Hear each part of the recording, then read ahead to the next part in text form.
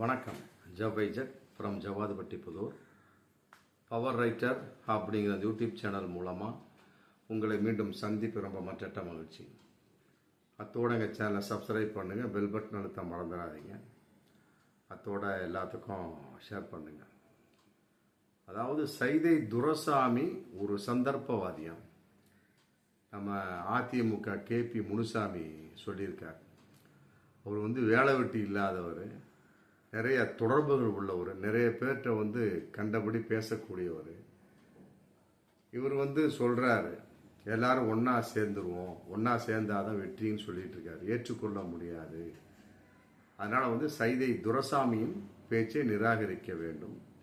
அவர் ஒரு சந்தர்ப்பவாதி, அவருக்கு என்ன தெரியும் அப்படின்னு சொல்லிட்டு ரொம்ப காட்டமான ஒரு தன்னுடைய பாலிசில் கேபி முனுசாமி அதிமுக சொல்லியிருப்பது உண்மையிலே என் மனதுக்கு வேதனையான ஒரு விஷயம்.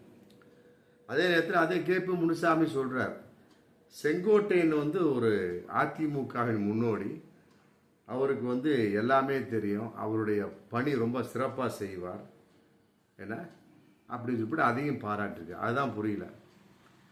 இங்கிட்டு சைதை துரைசாமி யாரு, அதிமுக உருவாகக்கூடிய அந்த விஷயத்தில் 11 பேர், அந்த 11 பேரில் சைதை துரைசாமி ஒருத்தவர். கேபி முனுசாமிலாம் நேற்று வந்தவர். சைதை துரைசாமி அப்படி இல்லை, எம்ஜிஆரோடு ஒன்றி பழகியவர், கலந்து உறவாடியவர், எம்ஜிஆருக்கெல்லாம் அறிவுரை சொன்னவர். குறிப்பிட்ட அந்த 11 பேரில் சைதை துரைசாமி ஒரு ஆள். அவர் கை காட்டிய ஒரு நிலையில் அன்னைக்கெல்லாம் அரசியல் இருந்தது. அவர் சில விஷயங்கள் காரணமாக ஜெயலலிதா அம்மையாருக்கு அவருக்கு ஏற்பட்ட சில மனத்தாங்கலின் காரணமாக சற்று விலகி இருந்தாலும் அந்த அம்மா கூப்பிட்டு கொடுத்தாங்க, மேயர் போஸ்ட்டு நம்ம வெற்றி பெற செய்தாங்க. அதுக்கு பின்னால் இன்னைக்கு 2021 எடப்பாடி நிற்க வச்சார்ல, சைதையில் எம்எல்ஏவை நிற்க வச்சு தோல்வி அடைய செய்தார். ஆமாம், ஜெயலலிதா அம்மையார் நிற்க வச்சு மேயரானது ஆக்கியதற்கும் எடப்பாடி நிற்க வைத்து தோல்வியடைய செய்ததற்கு நிறைய வித்தியாசம் இருக்குல்ல.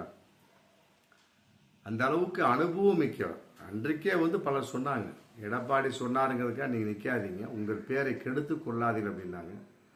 அதே மாதிரி தன்னுடைய பேரை கொஞ்சம் பேரை கொஞ்சம் கெடுத்துக்கிட்டார் சைதை துரைசாமி.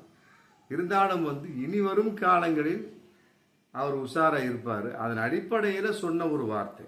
ஆமாம், டிடிவி, ஓபிஎஸ், சசிகலா, எடப்பாடி எல்லாம் ஒன்றா சேர்ந்துருவோம், சேர்ந்தா தான் கட்டாயமாக கட்சி ஜெயிக்கும், வரக்கூடிய தேர்தலில் சாதாரண கிடையாது அப்படின்னு எடப்பாடிக்கு அறிவுரையாக சொன்ன விஷயம். இதே நேரத்தில் செங்கோட்டை என்ன பண்ணிட்டு இருக்காரு, பாஜகவோடு எடுபடியாக இருந்து கொண்டிருக்கிறார் அப்படிங்கிறது கேபி முனுசாமிக்கு தெரியும் இல்லையா.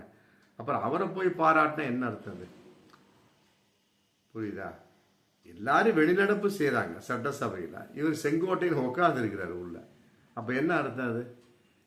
எல்லாரும் வெளிநடப்பு செய்கிறாங்க, செங்கோட்டையில் உள்ள உட்காந்துக்கிட்டு தனிப்பட்ட முறையில் உட்காந்து ராஜ்யம் செய்கிறார். திடீரென்று எடப்பாடி சந்திச்சுட்டு வர்றாரு, பின்னாலேயே ஃபோன் நிர்மலா சீதாராமனை சந்திக்கிறது, டெல்லிக்கு தனிப்பட்ட முறையில் போகிறார். ஏன் பொதுச் செயலாளர்கிட்ட சொல்லிட்டு போகணுமா இல்லையா? அதைத்தான் எடப்பாடி இன்னைக்கு கேள்வி கேட்கிறார்.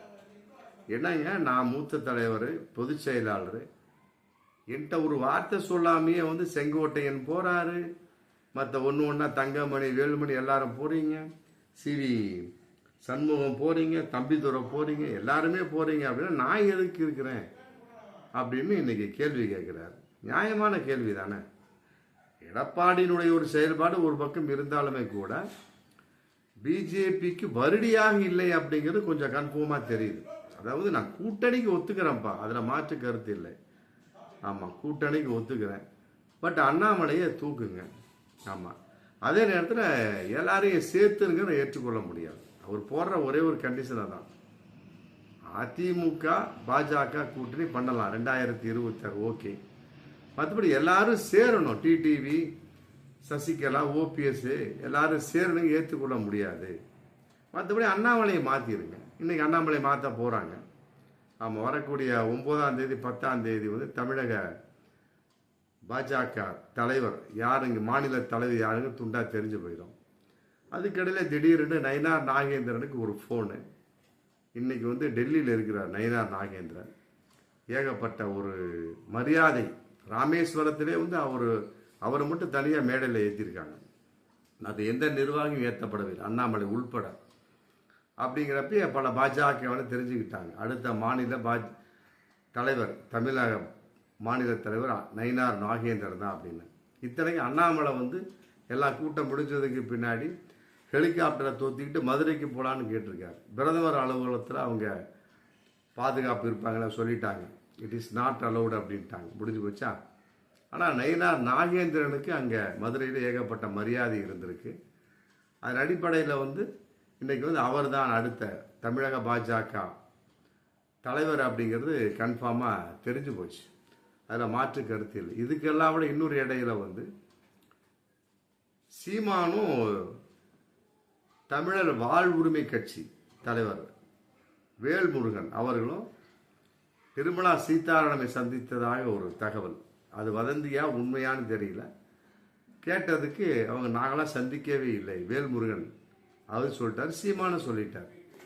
நிர்மலா சீதாராமனை சந்திக்கிற அளவுக்கு இருக்கக்கூடிய சமயத்தை நான் ஏன் அவங்கள்ட்ட மறைக்கணும் அப்படி சீமான் கேட்குறாரு. வேல்முருகன்கிட்ட கேட்டக்கூடிய சமயத்தை நான் வந்து அதெல்லாம் பார்க்கலாம் கிடையாது. ஏன்னா ஆல்ரெடி வந்து கொஞ்சம் மன தாங்கலாக இருந்தார். 2 வாரத்துக்கு முன்னால் தான் மு.க. ஸ்டாலின் வந்து அவரை சமநிலைப்படுத்தியாச்சு. அதையும் மீறி வேல்முருகன் எவ்வாறு நிர்மலா சீதாராமனை சந்திக்க முடியும் அப்படிங்கிற விஷயம். அதையெல்லாம் விட சீமான அண்ணாமலையும் காட்டாங்குளத்தூரில் ஐஜேகே பாரிவேந்தர் நடத்திய அந்த, ஏன்னா அவர் அந்த ஐஜேகே அவங்க பாஜக கூட்டணியில் இருக்கிறாங்க. அதனால் வந்து சீமானையும் அண்ணாமலையும் கூப்பிட்டுருக்காங்க. 2 பேரும் உட்காந்து பேசியிருக்கிறாங்க. சீமான் அண்ணாமலை புகழ்ந்து பேசியிருக்கிறார், அண்ணாமலை சீமானை புகழ்ந்து பேசியிருக்கிறார். அப்படி இருக்கக்கூடிய சமயத்து இவ்வளோ நெருக்கம் எவ்வாறு அப்படிங்கிற மிகப்பெரிய ஒரு கேள்வி இன்னைக்கு வந்தாச்சு. அப்போ பாஜகவோட கூட்டணியா சீமான்? ஏன்னா தனித்து நிற்போம் அப்படின்னு சொல்லிட்டு வந்து இந்த அளவுக்கும் சொல்லிட்டு வந்துட்டு இருக்க சீமான் வந்து அப்புறம் அண்ணாமலையோடு அந்த நிகழ்வுகளை எவ்வாறு சந்திக்க முடியும்? இவருடைய கொள்கை இவர், அவருடைய கூட்டணி இவர்கள். ஒருவேளை பாஜகவுக்கு அரசியல் வியூகம் பண்ணக்கூடிய அளவுக்கு ஏதாவது அட்வைசராக போக போகிறாரா அப்படிங்கிற கேள்வி இன்னைக்கு வந்திருக்கு. எப்படியோ அண்ணாமலை நீக்க வேண்டும், அதுக்கு ரெடி. பட் கூட்டணிக்கு நான் ஓகே. ஆனால் வந்து எல்லோரும் சேர்ந்து ஈடுபட முடியாது. நான் தனிப்பட்ட முறை தான் நிற்பேன் இன்னைக்கு இருந்துட்டு இருக்கேன். இதில் வெளிப்பட்ட வகையில் செங்கோட்டையன் வந்து நிர்மலா சீதாராமனை பார்க்கறது, மற்றபடி வந்து யார் யார் முக்கிய பிரமுகர்களாக பார்க்கறது பார்த்து முடிச்சுட்டு இன்னைக்கு வந்து அவர் தனிப்பட்ட முறையில் இருந்து கொண்டிருக்கிறார். ஆமாம், இதன் அடிப்படையில் தான் வந்து KP முனுசாமி செங்கோட்டையனை பாராட்டி விட்டு சைதை துரைசாமி வந்து சந்தர்ப்பவாதி அப்படிங்கிறார். இதில் சந்தர்ப்பவாதியாக யார் தெரியுது? செங்கோட்டையன் தான் தெரிகிறார். முதல்ல சந்தர்ப்பவாதி எடப்பாடி, அடுத்த சந்தர்ப்பவாதி OPS, இப்போதைய சந்தர்ப்பவாதி செங்கோட்டையன். ஆமாம், சைதை துரைசாமி எந்த ஒரு விஷயத்தை தலையிடுவதாக இல்லை. என்னமோ சொன்ன மரியாதைக்காக 2021 சைதாப்பேட்டை MLA தேர்தல் நின்று தோல்வி அடைந்து விட்டார். இருந்தாலுமே கூட சந்தர்ப்பவாதி அப்படிங்கிற வார்த்தை வந்து சைதை துரைசாமிக்கு எவ்வாறு வரும் அப்படிங்கிற ஒரு விஷயம் இருக்கு. ஏன் இந்த சந்தர்ப்பத்தை எடப்பாடி பயன்படுத்தலாமே? சந்தர்ப்பவாதின்னு சொல்றாருல, ரைட்டு, ஓகே. எடப்பாடி ஒரு சந்தர்ப்பவாதி, ரைட்டு. அந்த சந்தர்ப்பவாதியாக இருக்கக்கூடிய சமயத்தில் எடப்பாடி பயன்படுத்தலாமே.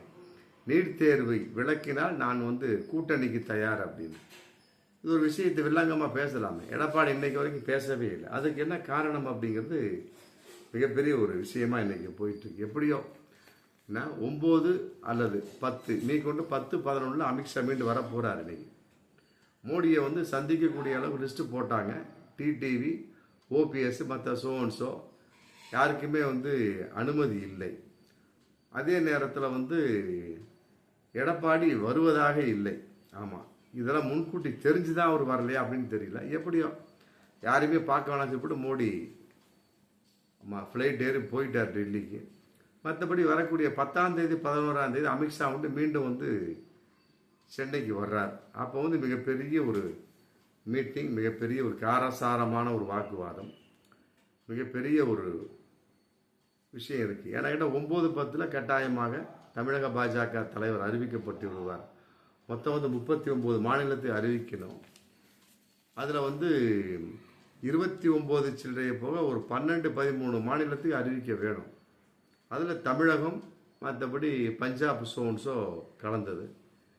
அதுக்கு ரெடி பண்ணிவிட்டு மற்றபடி எடப்பாடி சம்பந்தப்பட்ட வகையில் மற்றபடி செங்கோட்டையின் சம்பந்தப்பட்ட எல்லா வகையிலையும் என்ன முடிவெடுக்க வேண்டும் என்பது அமித்ஷாவுடைய கையில் தான் இருக்குது. மோடி கூட ஒரு அடுத்த நிலை தான். இன்னைக்கு அமித்ஷா தான் வந்து முதல் நிலையாக இருந்து கொண்டிருக்கிறார் அப்படிங்கிறது ரொம்ப தெள்ள தெளிவாக தெரிஞ்சிருச்சு. அதனால் வரக்கூடிய 10-11 கட்டாயமாக தெரிஞ்சிடும். ஆமாம், எடப்பாடி கூட்டணியாக இல்லையா, நயினார் நாகேந்திரன் தமிழக பாஜக தலைவராக இல்லையா, மற்றபடி வந்து ஒன்றாக சேரக்கூடிய அளவுக்கு எந்த நிலைப்பாடு, அதே நேரத்தில் சைதை துரைசாமி சந்தர்ப்பவாதியா, கேபி முனுசாமி சந்தர்ப்பவாதியா அப்படிங்கிறதான் கட்டாயமாக அன்னைக்கு தெரிஞ்சிடும். பார்ப்போம் மீண்டும் அடுத்த வீடியோ. நன்றி.